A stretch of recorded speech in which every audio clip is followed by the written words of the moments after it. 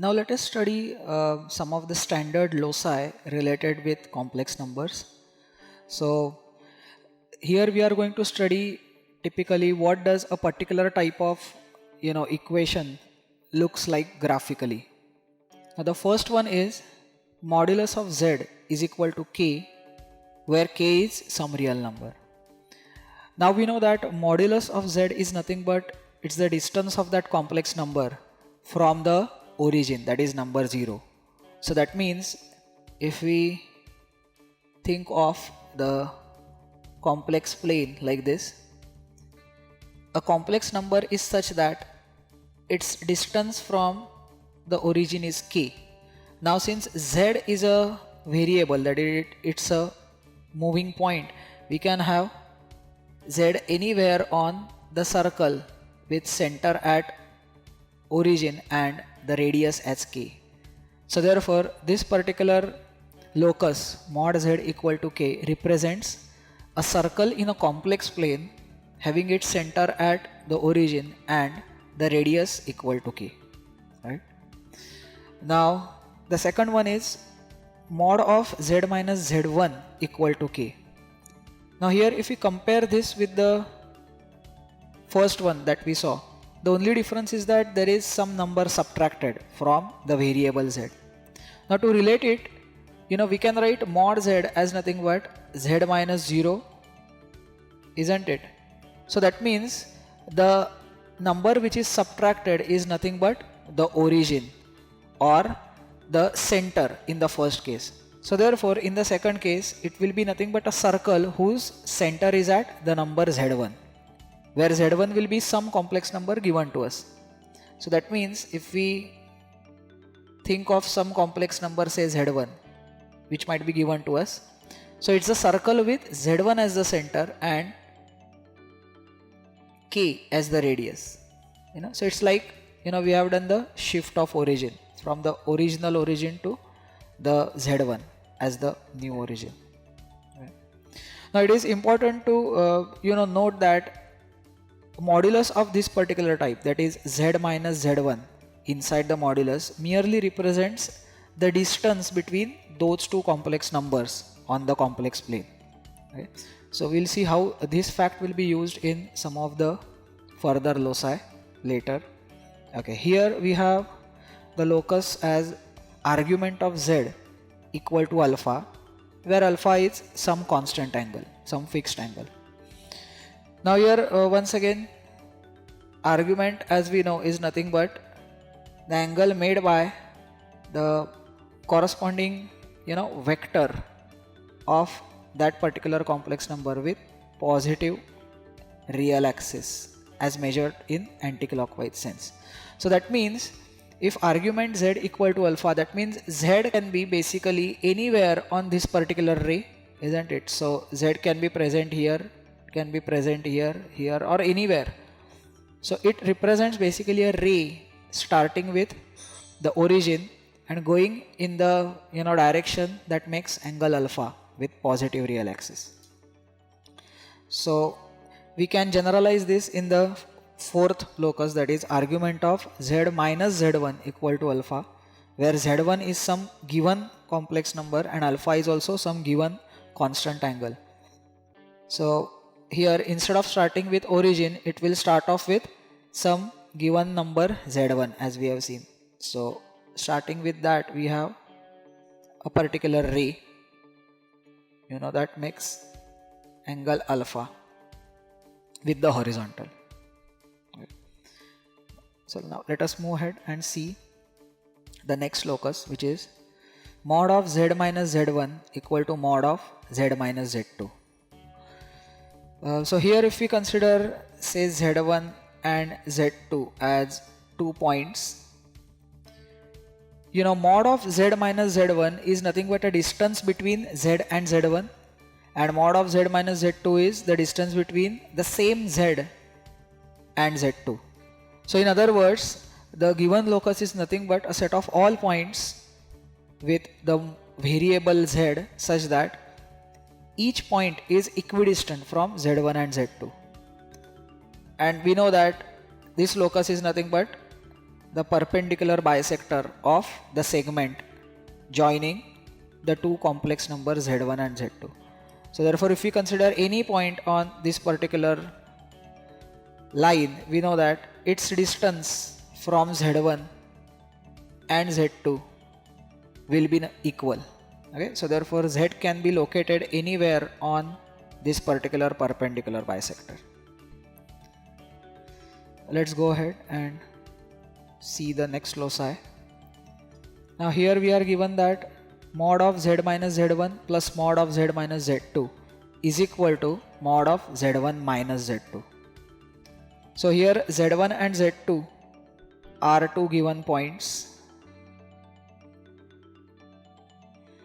So mod of z minus z1 is the distance between z and z1. So addition of distances of the variable point z from z1 and z2 gives us the distance between z1 and z2. So it is clear that z can be anywhere on the segment joining z and z2, because if we look at the distance between z and z1, that is nothing but mod of z minus z1, and distance between z and z2 is nothing but mod of z minus z2, and hence the addition is nothing but mod of z1 minus z2.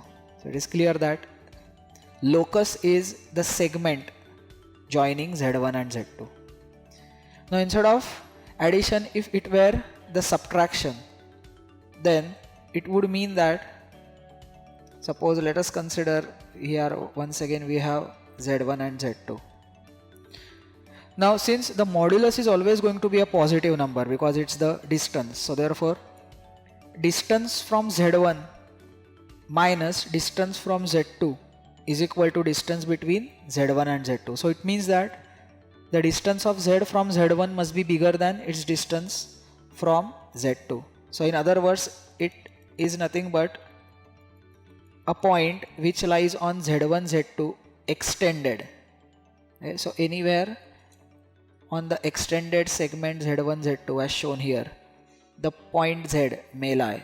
So as shown here, it can have any particular location, because it's clear that the distance between z and z1, this is nothing but mod of z minus z1. From that, if we subtract distance between z and z2, which is mod of z minus z2, that is going to give us the distance between z1 and z2. Right? Now if it were the other way around, that is if z minus z2 were the first term and from that z minus z1 is subtracted with moduli, then the z will lie on the left hand side, that is on z2 z1 extended. Let's go ahead and see the next locus. So looking at the locus given here and the previous locus that we saw, here we are taking the modulus of the difference of two moduli that we saw earlier. So therefore in general now this will include the side which is to the right hand side of z2 as well as to the left hand side of z1. So the point z can be anywhere on the left of z1 or to the right of z2, because ultimately we are taking the absolute value of difference of two distances given there. Alright, so this is the locus as shown here. Now moving on, we have mod of z minus z1 equal to k times mod of z minus z2. Now here the specific condition is that k should not be equal to 1, because if k is equal to 1, then the locus will be mod of z minus z1 equal to mod of z minus z2, and this we have just seen to be equal to nothing but the perpendicular bisector of segment z1 z2. Now here if we consider the 2 points z1 and z2, and let's consider k as certain constant, say for example 2 in our case, then that means z is at such a location where its distance from z1 is 2 times its distance from z2. Okay, I think here it is z2 and not z1, right? Yeah, so the second point is here. Now we can also think of some position, which is slightly above z1, so that its distance from z1 is still equal to twice the distance from z2. So there can be countless such positions, and we will see that the locus turns out to be nothing but it's a circle with the orientation like this. Okay. This is called as the Apollonius circle. Okay. So the given locus is nothing but the circle. Now remember that although it looks visually here that the distance z minus z2 seems to be the radius of the circle, but it is not the case in general. Okay, the radius will not be same as this, although it looks like that in the figure. Okay. So let's move ahead and see the next locus, which is mod of z minus z1 plus mod of z minus z2 is equal to k, where k is again a constant, but it is greater than mod of z1 minus z2. Now here if we depict the 2 points once again, z1 and z2. So z is a variable point such that you see the sum of its distances from z1 and z2 is constant, which is k. And we know from the coordinate geometry that this is the property of the ellipse. So therefore the locus will be nothing but an ellipse with z1 and z2 as the two foci of that particular ellipse, and z can be anywhere on the ellipse. So therefore here we have the property of the ellipse that it's a locus of a point such that sum of its distances from the two fixed points called as foci is always constant. Okay, so therefore the required locus is an ellipse. Now instead of addition, if we have the subtraction as compared to the previous locus of the ellipse, here we will get the hyperbola. Okay, because it's the property of hyperbola that the difference of distances from two fixed points is constant. So therefore if we think of this as z and the two given points as z1 and z2, right, then the difference of these two distances is constant. So that is called as the hyperbola.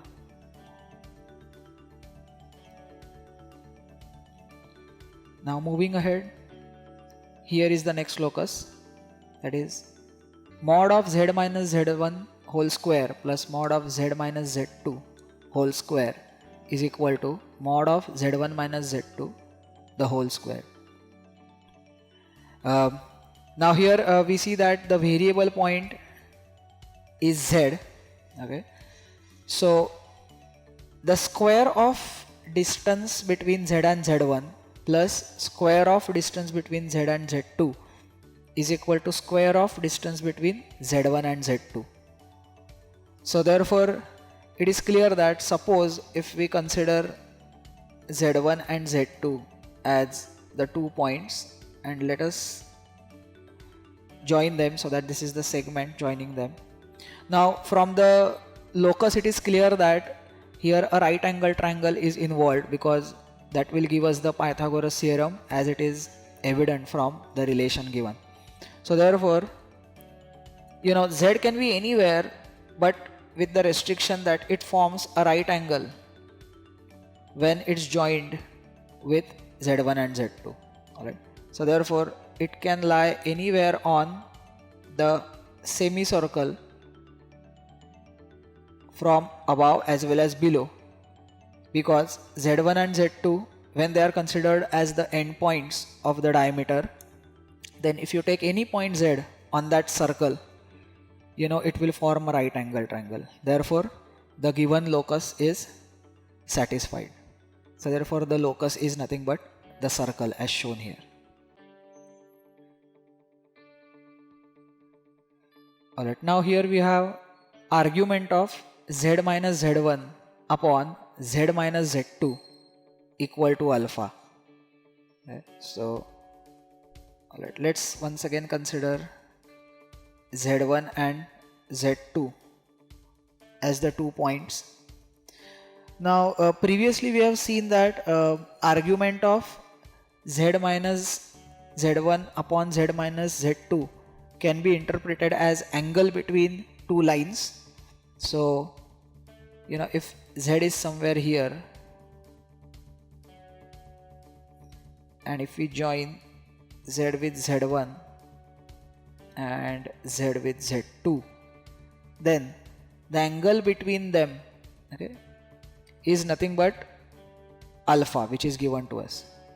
Now if z1 and z2 is fixed and z is a moving point, then it means that the angle will be nothing but the angle formed in the arc of a segment, okay, having z1 and z2 as the 2 points, as the extremities of that arc, because we know that an angle inscribed in any arc is always constant.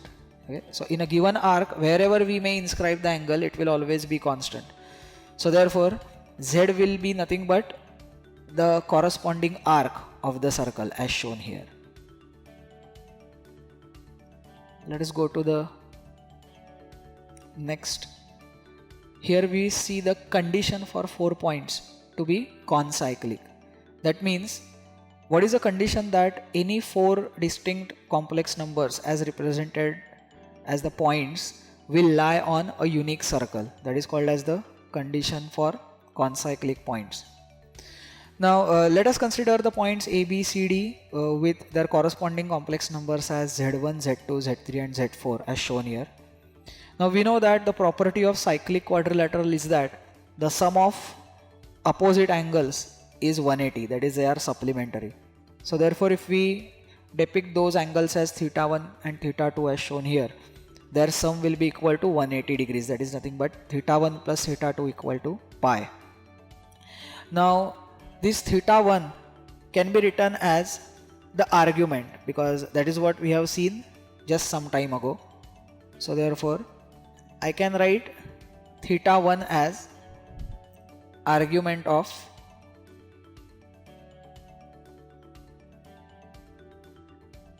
z4 minus z1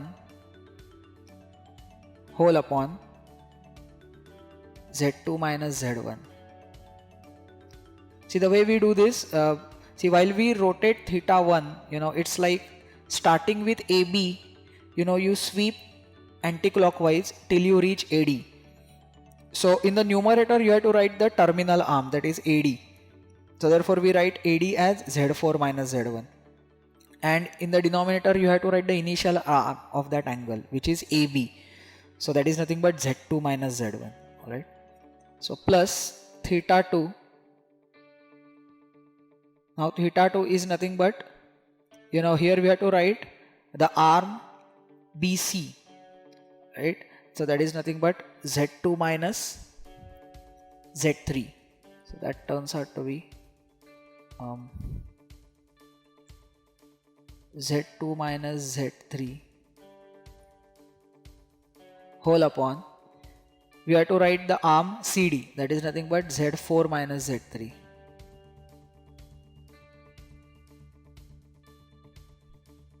And this is equal to pi. Now using the property of arguments, we know that if argument of z1 plus argument of z2 is concerned, then we can combine them, and that will be nothing but the argument of the product of two numbers. So that is, here we have argument of z4 minus z1 whole upon argument of z2 minus z1 into